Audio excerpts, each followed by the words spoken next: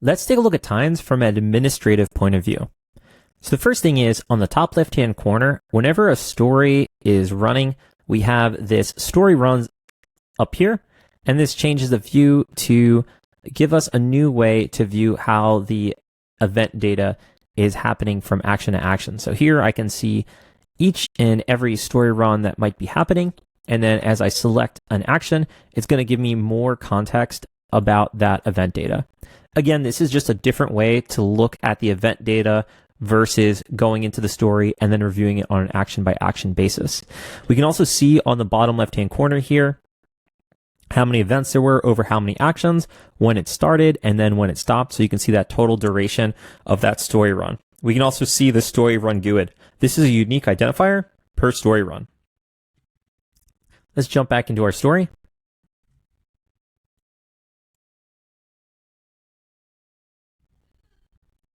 The next thing we'll take a look at is a way to lock down a story. So right now I can move things around, but if I want to make sure that no one can change anything going on in the story, in the top right-hand corner, I can simply lock the story. Locking the story means that I can't move any of the actions and I can't change any of the configurations.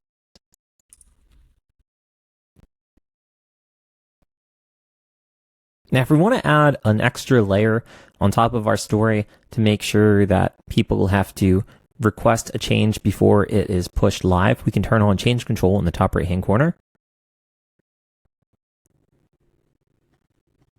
From here, a story will be broken into live or test. So under test is where we can actually make our changes. So if I disconnected this trigger from here to here, it's not actually going to reflect on the live immediately.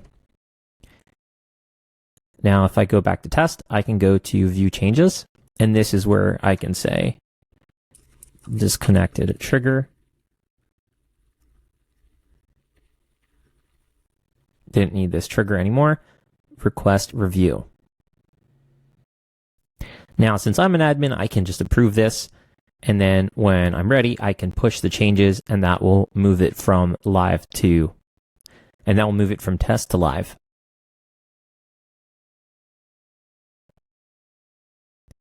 Any changes that are made as building will be logged in the version control. So if I click right here and go into versions, I will see changes that are actively being saved every couple of minutes, but then I can also see when change control is turned on, it will push those updates right here. And if you ever need to go to a previous version, you can just click the little magnifying glass. It'll show you what changes have been made, and then I can also see it right here.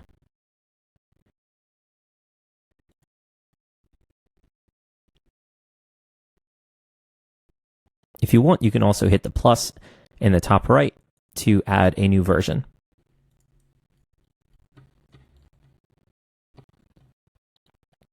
All right, let's jump out of the story and go into the dashboard. So in the top left-hand corner, I'm going to hit the dashboard button right here. And then from here, I'm going to see all of the stories that are currently on the team. Teams are a way that we structure and can organize the different members that are within our organization. So up here, there is a demo team, there's testing. Under all teams, I'll see that there's a couple different ones in here. There's first team and advanced cert and so forth. And each team has their own stories. You can also have your own cases dedicated to a team, dashboards, records, credentials, resources, and then under manage, I can choose who is on the team. And from here is where I can invite people. So I could just do invite and then add in whatever their email address is. Hit send. And then I can also choose if the person is an admin, an editor, or a viewer. By default, they're a viewer. You can also remove someone from a team.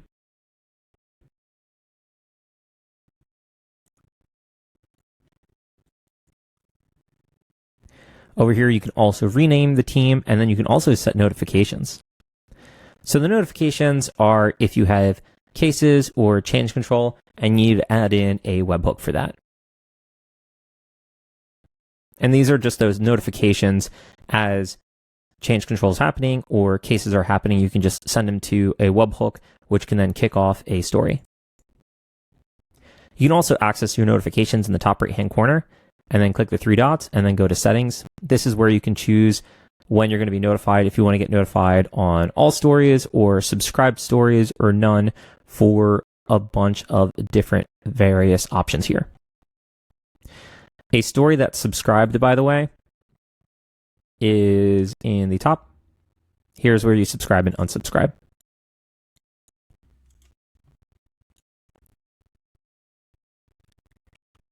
Next, you'll see that there is archived stories. These are any stories that have been marked for deletion, and you can either permanently delete them or restore them from this page. So if someone said, hey, I deleted my story, I don't know where it is, you can check the archive and then unarchive it from there.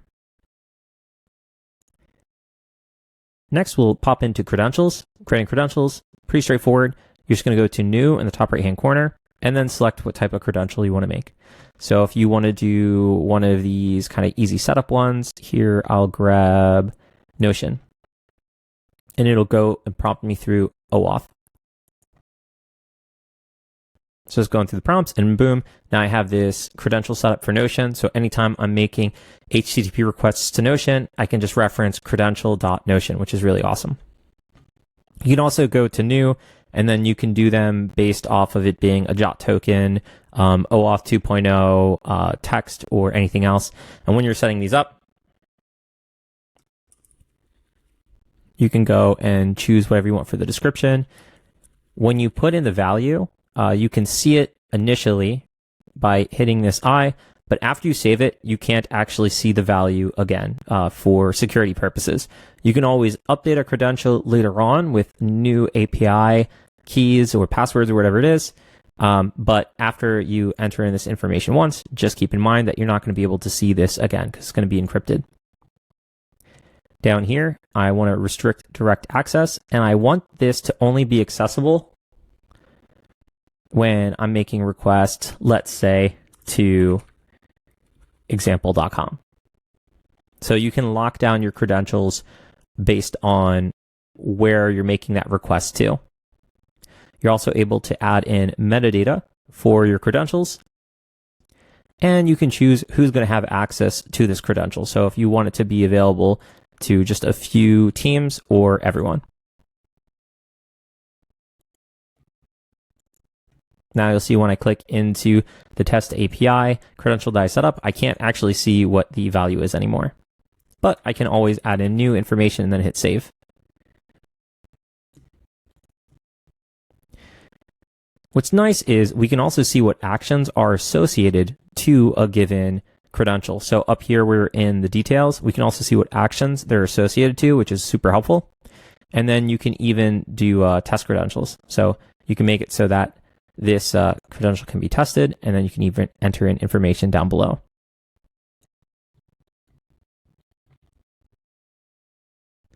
From this page, you can always create folders. So if you want to have folders for different things, miscellaneous API keys, and then I'm going to go back to my credentials. And then if I want to drag things into here, just drag and drop, pretty easy. And then you can always edit your folder or delete it. You can also see what credentials are shared with a dedicated team stemming from somewhere else. So I see that there is this new API key 2, and it originated from this Yanni team, even though I've been on this demo team. So when you're sharing credentials amongst different teams, it'll actually show up as a shared item. Resources are kind of similar to credentials in the sense that you can create something that gets referenced in a story. This is kind of helpful if you have a email address that you want to get referenced throughout your story a couple different times. Next, I'm just going to pull into my records. So I have 2 records that are currently set up.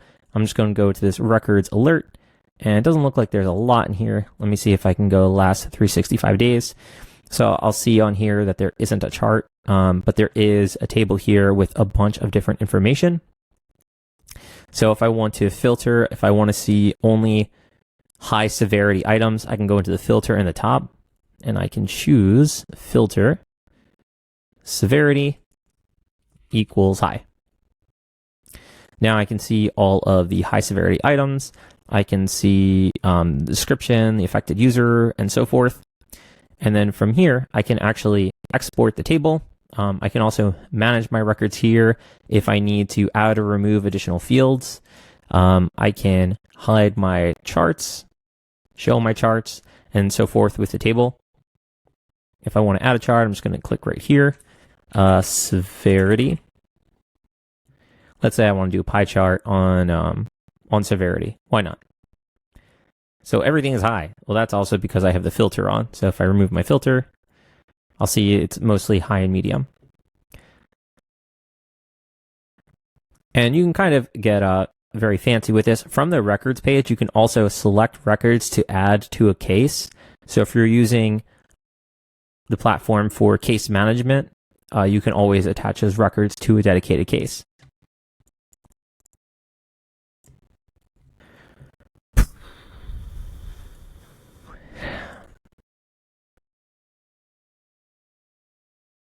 Here, I see all of my current cases that I can access.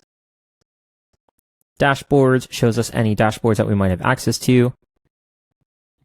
Now, in the top right-hand corner, if I click on this little icon, I can go to Profile, and I can actually choose different avatars, which is pretty cool. And again, I just selected that from the top right-hand corner, clicked Profile, and then click the little icon here. You can also alternatively do a picture if you just want to upload a picture for your profile. This will also show you how many teams you have: team admin or editor, viewer, case manager, any custom roles that you might have set up. In the top, you can also switch between light mode and dark mode, which is pretty cool. And there's also the what's new in times if you want to see new features that might have been released recently. Here, there's a support regex and custom response for webhook actions with rules. Cool. This didn't exist before. Now it exists now. Sorry. These are our team settings. Over here, we have our different teams. You can also create a team from here. And then down here, these are all of the settings for the tenant. So you can have tags set up for your stories. So if you want to have stories associated to, let's say, like Slack or CrowdStrike or whatever you want to have it associated to, every time you have a story with that specific vendor, you can always add it as a tag. Here's where you can manage those tags if you want to edit or delete a tag or add a new one. We have templates. As you have people creating actions and then you want to save it for your tenant, you can save actions as a template and then it gets sent here. And what that looks like, I'll show you real quick, is let's say I wanted to use this action again. I'm going to click the three dots and then I can create template. I'm just going to go ahead and hit save with the current configurations. I'll call this AI action example. Hit save. Now if I go to templates, private templates, and then I have this template example and this generate summary. So you can have it accessible throughout your story, which is really cool. To modify those, you would just be in the dashboard and under the top, you would go to templates, and this is where you would see all those templates. So from here, you can either delete them, click into them, and make any adjustments. And these templates are only, the ones that you create are only accessible for your tenant. Next, we have the reporting. Here we can see how many stories you currently have published, how many events have been executed today. We can also see how much we have for time saved, depending on the task. So whenever your stories are done, you can always turn on time saved. That is, time saved can be turned on whenever you're not clicked on any action. And then under time saved, you can just turn it to however much time you think that you're saving every time the story runs. And it's just kind of like a cool way to monitor how your stories are saving you time with processes that you might have been doing manually before. Next, we have users. So I can see all of the users and what teams they're associated to. I typically feel like adding users from the team level is a little bit easier, because if you add somebody from here, you still have to add them to any associated teams. So I like to start at the teams, but from here you can always select a user, and under teams you can say what teams you want to add this person to. Now you'll see that they're added down here, and then back into the teams you can change their view. So if they're supposed to be editor or admin or viewer or case manager, if I click on roles, I can also see the current roles, and I can even create a new role. So when you're creating roles, you can select what kind. Here, I'll do an editor preset just so you can kind of see. Or I'll call this editor 2.0. So I don't want this editor to be able to update credentials. So I'm going to click here and I'm going to uncheck that. So they can't edit credentials. They can't manage events. I don't want them to be able to create folders. They can create and manage pages. Yes, they can read. I want them to be able to update and manage resources. I'm okay with that. Stories, create, run, and update. I don't want them to be able to manage. And then as I go on, I can kind of really create a catered experience and then hit create. And now I have this editor 2.0.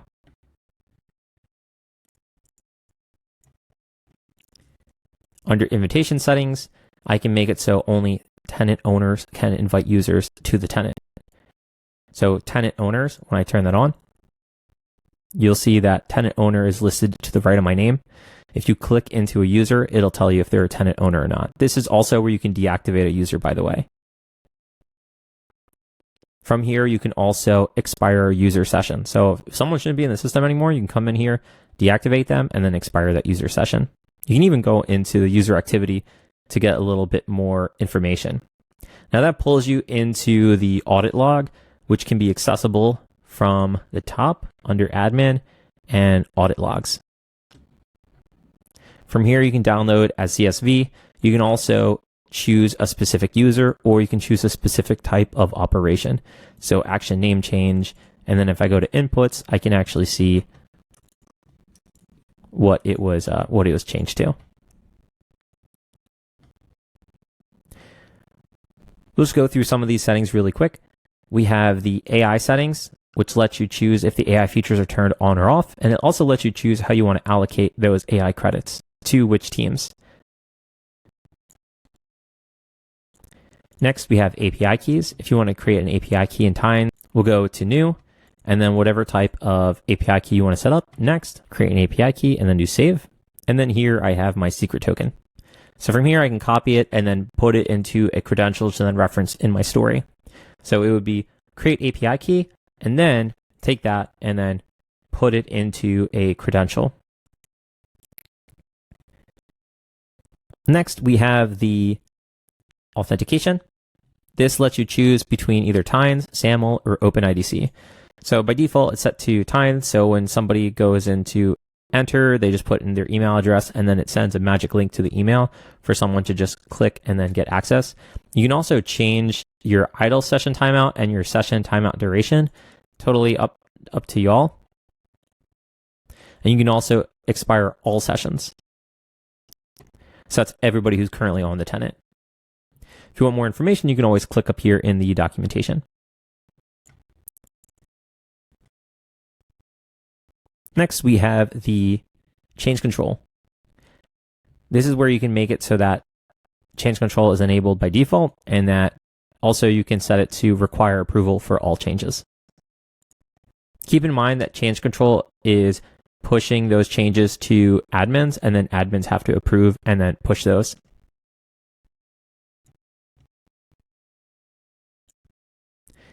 Next, we have credential access.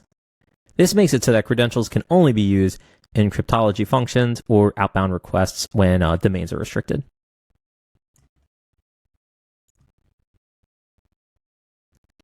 Next, we have custom certificate authorities. Only really come here for specific reasons. Maybe as you're onboarding and you're on an on-prem service and you need a private CA, you might come in here and then set that up.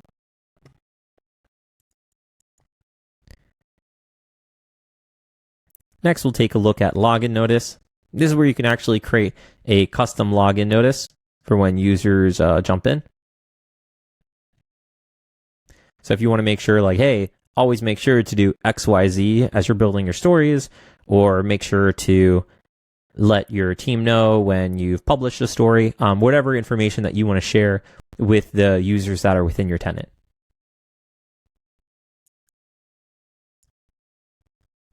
Here we also have roles.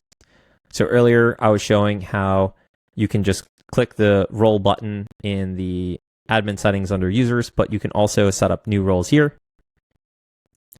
I can also delete roles as well or edit them. And those are for the custom roles. See, from here, you can't actually change these defaults. You can just create a new role based on the default. Next, we have the sender email addresses.